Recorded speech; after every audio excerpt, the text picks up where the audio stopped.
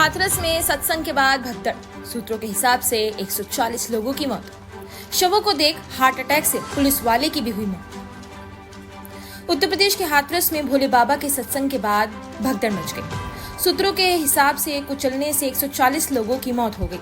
मरने वालों में ज्यादातर महिलाएं हैं। कई लोगों की हालत गंभीर है। ऐसे में मृतकों की संख्या बढ़ सकती है। हादसा हाथरस जिले से 47 किलोमीटर दूर फुलरई गांव में मंगलवार दोपहर करीब 1 बजे हुआ। हादसे के बाद अस्पतालों में हालात भयावह हो गए।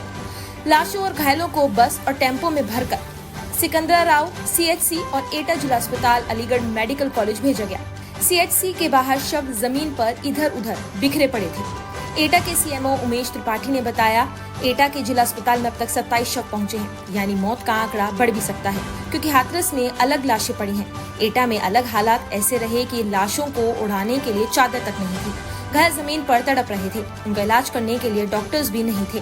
मृतकों में ज्यादातर हाथरस, बदायूं और पश्चिम यूपी के जिलों के लोग हैं। इधर एटा में लाशों का ढेर देखकर ड्यूटी पर तैनात सिपाही रजनीश को हार्ट अटैक आ गया।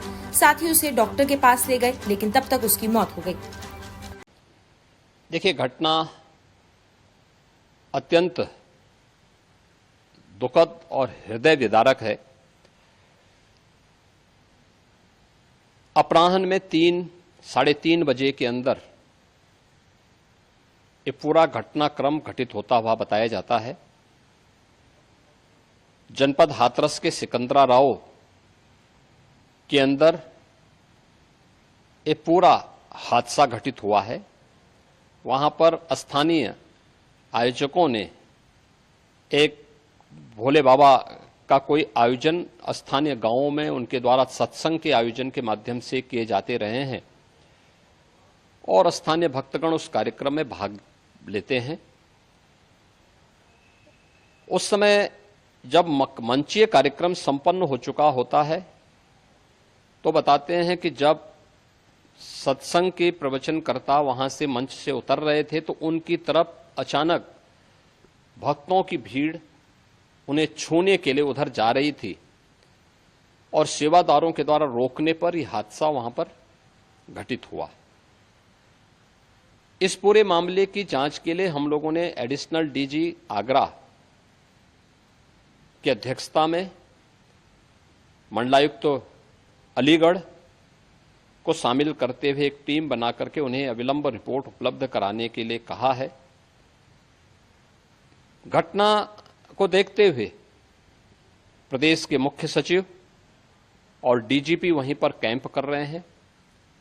प्रदेश सरकार के 3 मंत्री चौधरी लक्ष्मी नारायण जी, श्री संदीप सिंह जी, श्री असीम अरुण जी, ये तीनों लोग वहां पर घटनास्थल पर ही कैंप करके घायलों को उपचार आदि की। मुख्य सचिव महोदय ने शासन के जो निर्देश थे उसके बारे में आपको अवगत कराया है।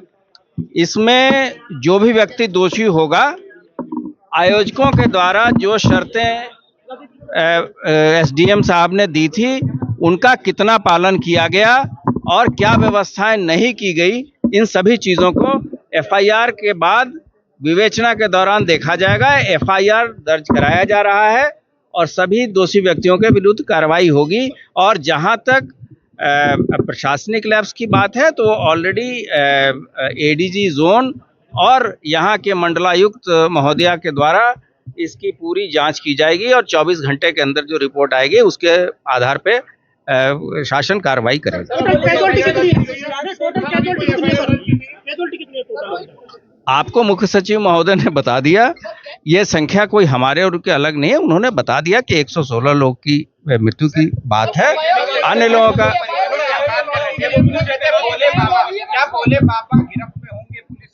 ये अभी सभी चीजें जांच का विषय है। अभी हम तत्काल निष्कर्ष पे पहुंच के किसी भी चीज को जांच को इफेक्ट नहीं करना चाहते हैं।